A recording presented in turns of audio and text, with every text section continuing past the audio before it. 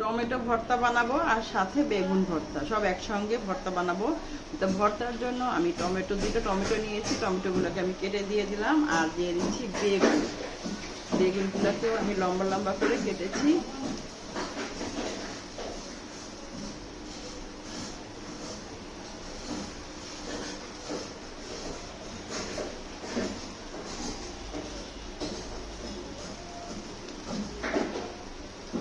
গরমে কোনো কিছু খেতেই ভালো লাগছে না, তাই চিন্তা করলাম যে একটু ভর্তা হলে খেতে কটা ভাত খাওয়া যাবে আর খেতে ভালো লাগবে।